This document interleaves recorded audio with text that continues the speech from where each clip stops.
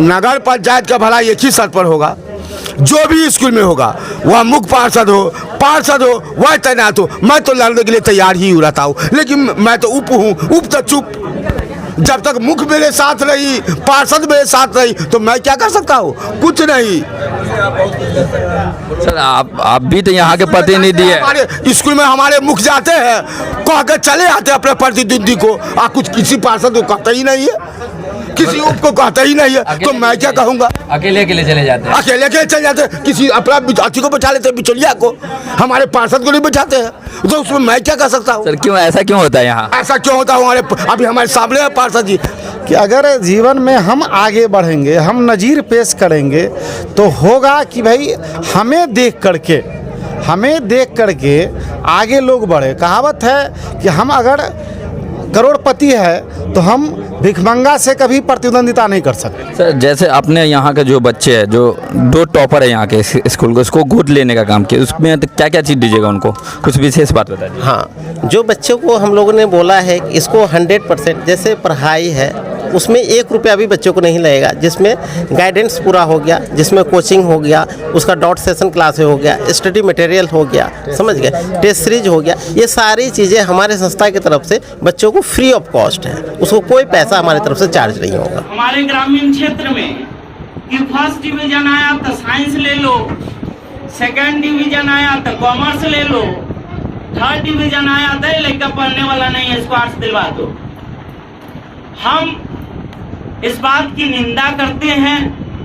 हम चाहते हैं कि चाहे वो कोई सा भी डिवीजन हो। इसका मैं ठाकुर जी, आप देख रहे हैं भरवारा न्यूज। आज आदर्श कोचिंग सेंटर में आए हुए हैं, जो भी बच्चा 10th पास किए हैं सभी को सम्मानित करने के लिए कुछ पटना से गेस्ट भी आए हुए हैं, उन सबसे भी बात करेंगे और हमारे पीछे के जो मुख्य पार्षद सब हैं उन लोग से भी बात करेंगे। हमारे साथ यहाँ के मुख्य पार्षद जुड़े हुए, उनसे बात करेंगे। सबसे पहले सर, ये आदर्श कोचिंग में जो सम्मानित समारोह किया गया है उसके बारे में बताएं। उसके लिए हम यहाँ के डायरेक्टर सर रंजीत सर को दिल से धन्यवाद देते हैं कि जो हम लोगों को यहाँ पे इकट्ठा करके बच्चे को सम्मानित करने के लिए बुलाए हैं।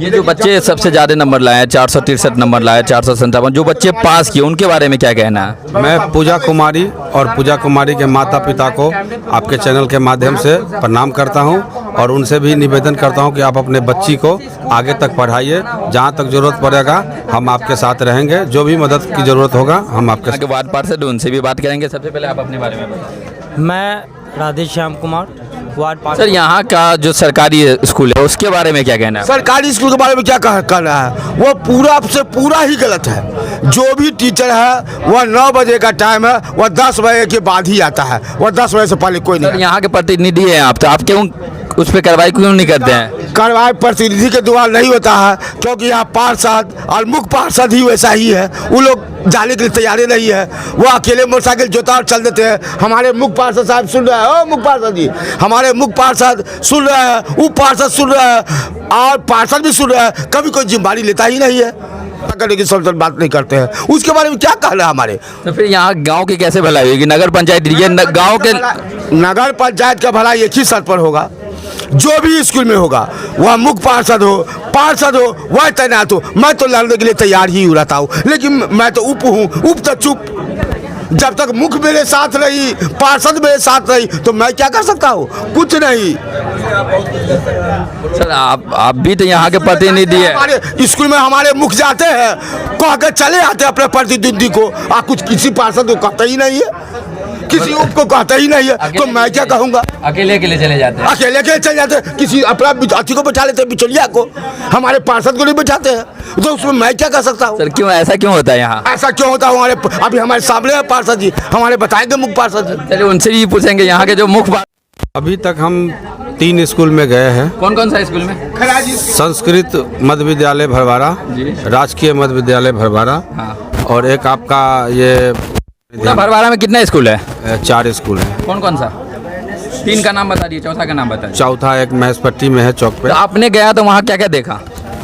वहाँ मैंने देखा है कि टीचर सब तो आते हैं, लेकिन कितने बजे आते हैं? समय से नहीं आते हैं। यहाँ के आप मुख्य पार्षद हैं, तो उस पर कार्रवाई क्यों? सबसे पहले सर आपका स्वागत है भरवारा न्यूज में। Thank you so much. Sir आप जो यहाँ सम्मानित करने आए, किस उद्देश्य से करने आए ये बताइए। देखिए, हम लोग का मेन उद्देश्य ये है कि बिहार बोर्ड के जो बच्चे होते हैं उनको फाइनेंशियली बहुत प्रॉब्लम होता है। बच्चे के अंदर टैलेंट तो है, स्किल तो है, लेकिन प्लेटफॉर्म नहीं मिल पा रहा है।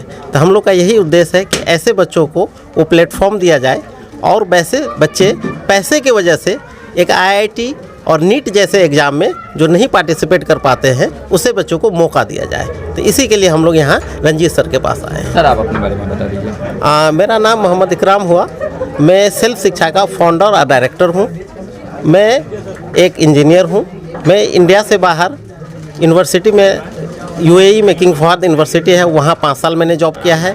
दिल्ली में हमने यूनिवर्सिटी में 8 ईयर जॉब किया है। देन उसके बाद IIT पटना के थ्रू ये प्रोजेक्ट को दरभंगा में हमने स्टार्ट किया है। सर जैसे अपने यहाँ के जो बच्चे हैं, जो 2 टॉपर है यहाँ के स्कूल को, उसको गोद लेने का काम किया, उसमें तो क्या क्या चीज़ दीजिएगा उनको, कुछ विशेष बात बताइए। हाँ, जो बच्चों को हम लोगों ने बोला है कि इसको 100% जैसे पढ़ाई है उसमें 1 रुपया भी बच्चों को नहीं लगेगा, जिसमें गाइडेंस पूरा हो गया, जिसमें कोचिंग हो गया, उसका डॉट सेशन क्लास हो गया, स्टडी मटेरियल हो गया, समझ गए, टेस्ट सीरीज हो गया। ये सारी चीज़ें हमारे संस्था की तरफ से बच्चों को फ्री ऑफ कॉस्ट है, उसको कोई पैसा हमारी तरफ से चार्ज नहीं होगा। चलिए धन्यवाद। और भी लोग हैं, उनसे भी बात, आप अपने बारे में सबसे पहले बताइए। नमस्कार, मैं इंद्रजीत भारती हूँ और मैं कोऑर्डिनेटर हूँ इस प्रोजेक्ट के ऊपर, जो कि IIT पटना के कोलैबोरेशन में काम करता है। और एक चीज़ और है कि बिहार सरकार का जो स्टार्टअप पॉलिसी 2017 है उसके तहत हम लोग सर्टिफाइड हैं और टाइम टू टाइम हम लोग को सम्मानित किया जाता है, फंडिंग भी आती है। इसके अलावा हम लोग का जो ध्येय है वो ध्येय 3 बात को लेके है कि शिक्षा की गुणवत्ता को ध्यान में रखते हुए कैसे इसको एक्सेसिबल बनाया जाए, अफोर्डेबल बनाया जाए और इसको अवेलेबल बनाया जाए। ये 3 डायमेंशन पे हम लोग काम करते हैं। Affordability of education, accessibility of education and availability of education. Sir अभी आपने फंडिंग के बारे में बताएं, बोले हैं, फंडिंग क्या है, मतलब कुछ बताएं फंडिंग के बारे में। फंडिंग का मतलब ये हुआ कि हमारी जो योजना है, हमारी जो आइडिया है जिस पे हम लोग काम करते हैं शिक्षा में, तो फंडिंग कहाँ से आती है? फंडिंग का मतलब ये हुआ कि सरकार हमको सपोर्ट करती है। जो बिहार सरकार है वो हमको सपोर्ट करती है, हमारे चेहरे को देख के नहीं, हमारे काम को देख के। क्योंकि जो हम बीड़ा उठाएं, जैसा कि सर ने बताया कि हम लोग ने एक अच्छा करियर को ड्रॉप करके हम लोग अपने क्षेत्र में आए कि कुछ यहाँ के लोगों को, यहाँ के बच्चों का भला हो, एक प्लेटफॉर्म मिले। तो उसी को के ध्यान में रखते हुए सरकार हमको ये अप्रिशिएट एक टोकन मनी वगैरह। धन्यवाद। और भी लोग हैं, उनसे भी बात करेंगे। जैसे सर ने बोला फंडिंग, हम लोग इस बच्चों को ये नहीं कि सपोर्ट यहीं तक करते हैं, आगे जो बच्चे ने नीट क्रैक किया या NIT IIT क्रैक किया उस बच्चों को आगे के लिए भी हम लोग पूरा स्पॉन्सर करते हैं पढ़ाई के लिए, ताकि वो कॉलेज में जाए तो कॉलेज का फी हो गया, रहने का, खाने का, वो सारे चीज़ हम लोग बच्चों को उपलब्ध कराते हैं स्पॉन्सर के थ्रू आने वाले टाइम में ये बच्चे जब आए। और भी लोग हैं, उनसे भी बात करेंगे। आप अपने बारे में बताइए सर। हाँ जी, मेरा नाम विद्यासागर अग्रवाल और अभी मैं PhD परस्यू कर रहा हूँ। सिर्फ शिक्षा में मेरा रोल बायोलॉजी पढ़ाने का है और जिस तरह से नीट के पैटर्न में किस तरह से क्वेश्चंस आ रहा है, किस तरह से एनालिटिकल क्वेश्चंस आ रहा है और कैसे उसमें रिसर्च करके न्यू टेक्निक को इन्वॉल्व करना है, उसका गाइडेंस होता है मेरा। बिहार बोर्ड में जितना नंबर आ रहा है पहले की अपेक्षा बहुत ज़्यादा है बोले तो इसके बारे में क्या कहना है? देखिए क्या है कि डेफिनेटली पहले से जो क्या हुआ है कि जो स्टूडेंट्स है उनका मेहनत बढ़ा है। सर बोले तो ऐसा नहीं हो सकता है कि पहले ऑब्जेक्टिव जो था वो ओनली 50 नंबर का, 20 नंबर का था, उसके बाद 50 हो गया, 50 के बदले में 100 हो गया, उसमें से 85 ही बनाना है, तो इसके कारण कुछ नंबर ज़्यादा नहीं आ रहा है। हाँ, ये बिल्कुल ठीक है और ये और अच्छी बात है क्योंकि इसके वजह से स्टूडेंट्स के पास क्या होता है कि ऑप्शंस बढ़ जाता है और जिसकी वजह से क्या होता है स्कोर अच्छा हो पाता है और उनका आगे का फ्यूचर भी क्या होता है। इससे ये भी तो हो सकता है ना कि जो बच्चे नालायक हो, बोले तो सिंपल सा भाषा, तो वो भी मतलब क्वेश्चन मार्क मतलब 100 में से 50 नंबर मार के पास हो जाता है। तो ऐसे में जो नंबर हायर लाता है उन लोग का वैल्यूएशन कुछ कम नहीं हो रहा है, सभी बच्चे को मतलब 400 प्लस आ रहा है। नहीं, आपकी इस बात से तो हम एग्री नहीं करते हैं, ठीक है, इसलिए नहीं एग्री करते क्योंकि भले ही कोई कि नालायक हो या कुछ भी हो, वो सॉल्व तो तभी करेगा जब वो पढ़ा हुआ है। तो क्वेश्चन एक ऐसा वो है, क्वेश्चन है जो अनपढ़ आदमी भी जाके यदि टिक लगा के चले आए, यदि नसीब अच्छा हो तो निकल जाएगा। तो क्या उसका ये मतलब हो सकता है कि वो पढ़ा लिखा है? नहीं, एज ए टीचर के तौर पे फिर से मैं आपके बात को डिनाई करना चाहूँगा, ये सही नहीं है कि उसको आप कैसे भी टिक लगा देंगे वो निकल जाएगा। ऑप्शन 4 है, एक 4 ऑप्शन है, 4 में से एक मारना है, यदि सही से यदि लग गया तो वो निकल जाता है। और भी गेस्ट हैं जो बाहर से आए हुए हैं, उन सबसे भी बात करेंगे। सर सबसे पहले आप अपने बारे में बताइए। जी, मेरा नाम शिवम हुआ और हमारी एक संस्था चलती है IDS एडमिशन एडवाइज़र, जो हम उन गरीबों बच्चों को उठाते हैं जिनके लिए पैसे तो नहीं है पढ़ने के लिए लेकिन सपने बड़े हैं, है ना। तो उन बच्चों के लिए हमारा संस्था क्या करती है, उनको आगे के लिए जो भी उनका सपना है, जैसे वो इंजीनियरिंग करना चाहते हैं, डॉक्टर करना चाहते हैं, मैनेजमेंट सेक्टर में जाना चाहते हैं, जिस भी सेक्टर का उसका ड्रीम है वो फुलफिल करवाना, वो सपने तक उसको पहुँचाना हमारा काम है ना। और मान लीजिए कोई ऐसे बच्चे हैं जिनके पास सपने तो हैं लेकिन पैसे नहीं है पढ़ने के लिए, उनके लिए स्टूडेंट क्रेडिट कार्ड का जो अभी बिहार सरकार का जो योजना चल रही है, उस योजना का लाभ हम बच्चों तक पहुंचाते हैं। बच्चों को जितना मैक्सिमम हो पाता है उतना सपोर्ट करते हैं, स्कॉलरशिप के तहत पर्सनली सपोर्ट करते हैं, कैंपस अच्छा मिले उसके लिए सपोर्ट करते हैं, जहाँ से उनका प्लेसमेंट बढ़िया हो पाए। यहाँ के सर जुड़े हुए हैं, उनसे बात करेंगे। सबसे पहले सर, आपके बच्चे को जो पटना से जो लोग आए हैं तो वो सम्मानित किए हैं, तो कैसा लग रहा है सर? बच्चे को जिस प्रकार यहाँ लोगों द्वारा सम्मानित किया गया है उससे तो हमें बहुत खुशी हो रही है। बच्चे का सम्मान एक तरफ से मिला जुला के कहा जाए तो हमारे संस्था का सम्मान हो रहा है, तो इसलिए मुझे बहुत गर्व की अनुभूति हो रही है। सर कहाँ से लोग आए हुए थे? हमारे यहाँ सेल्फ शिक्षा जिसका मिला जुला के बहुत शहरों में एक संस्थान चल रहा है, उसका एक यूनिट दरभंगा में है। तो दरभंगा से जुड़े जितने भी सेल्फ शिक्षा के शिक्षकगण हैं, सेल्फ शिक्षा के काउंसलर हैं, वो सभी हमारे यहाँ बच्चों को सम्मानित करने के लिए पधारे थे। इन परिवेश के हैं, उन्हें केवल मैट्रिक का ही दिखता है या ज़्यादा से ज़्यादा 12 तक का दिखता है।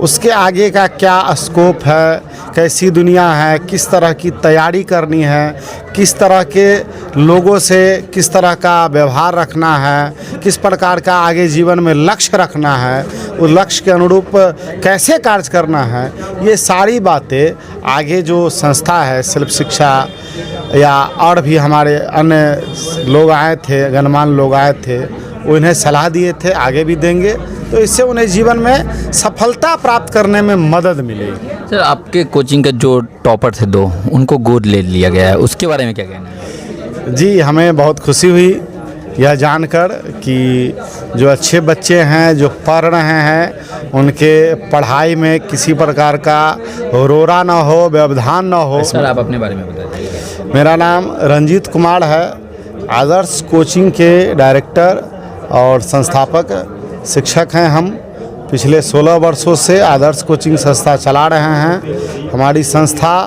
लगातार 10th में विद्यार्थियों को अच्छे पढ़ाई दे करके उन्हें भविष्य में अच्छा करने की प्रेरणा देते रहे हैं, जिसमें इस बार भी हमारे संस्थान से 42 से अधिक बच्चे फर्स्ट डिवीज़न से अर्थात प्रथम श्रेणी से उत्तीर्ण किए हैं और साथ ही 17 बच्चे जो है वो 400 से अधिक नंबर से परीक्षा उत्तीर्ण किए हैं, जो कहीं ना कहीं अच्छी पढ़ाई का ही नतीजा है, डीप पढ़ाई का और कॉन्सेप्ट पूरा जो क्लियर करते हैं उसका नतीजा है। हमारे साथ 2 गेस्ट जुड़े हुए हैं, सबसे पहले इन्हीं से बात करेंगे। सबसे पहले आप अपने बारे में बता दीजिए। पहले तो आपका धन्यवाद भरवारा न्यूज़ का, जिसने मौका दिया आप अपने चैनल पे अपनी बात रखने का। मेरा नाम इंजीनियर दिलशाद हुआ, मैं IDS एडमिशन एडवाइज़र का फाउंडर हूँ और हम लोग बच्चे को करियर काउंसलिंग का काम करते हैं। सर यहाँ जो आपको बुलाया गया है तो इसके बारे में क्या कहना है? जो सम्मानित समारोह किया गया है उसके बारे में क्या कहना है?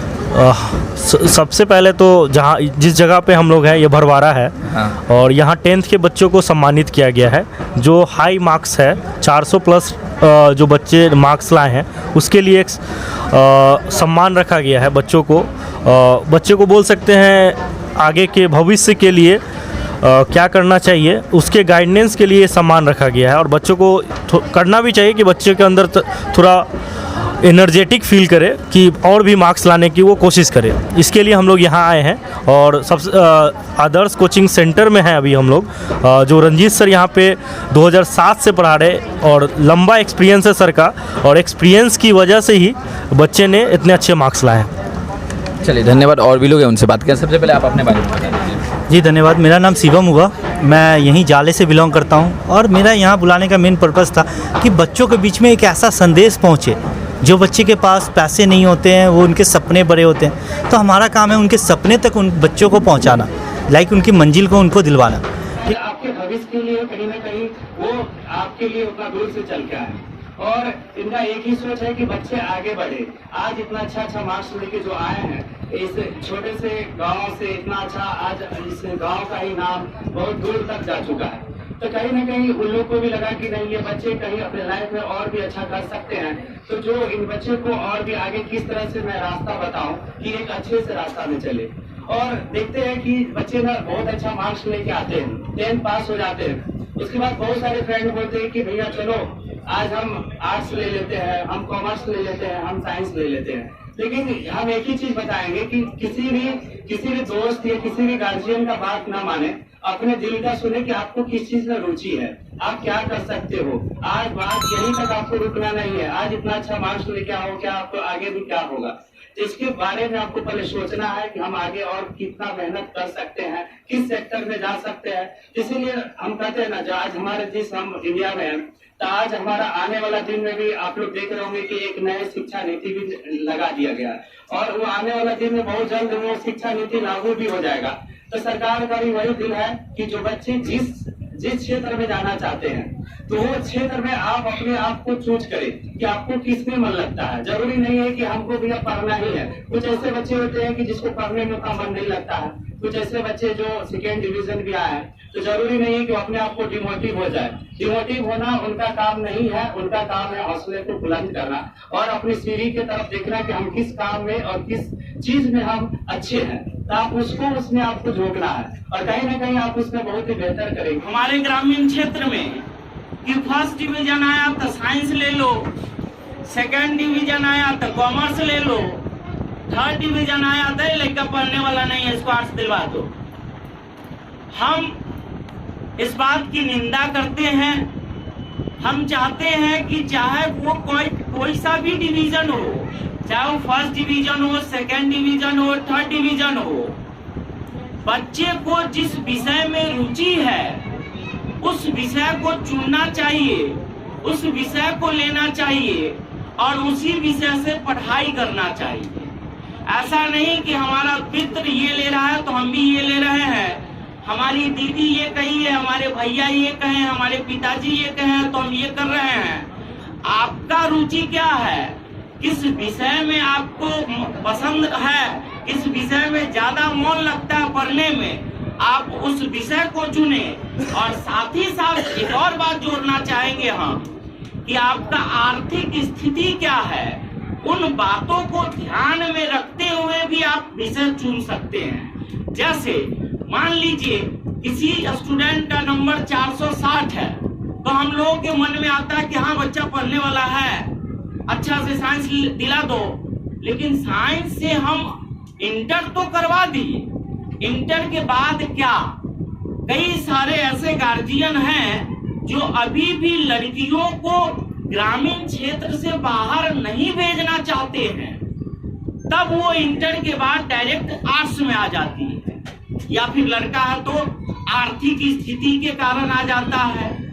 तो इन सभी बातों को ध्यान में रखते हुए कि हमारे अंदर टैलेंट क्या है, हमारे अंदर एबिलिटी क्या है, हमारा आर्थिक स्थिति क्या है, हमारा गार्जियन वो झेल पाएगा कि नहीं जो हम सपना देख रहे हैं, इन सभी बातों पर ध्यान रखते हुए उसके बाद इस विषय पर पहुंचेंगे, इस निष्कर्ष पर पहुंचेंगे कि हमको क्या पढ़ना है। और साथ ही साथ सबसे बड़ी बात कि रुचि किस विषय में है।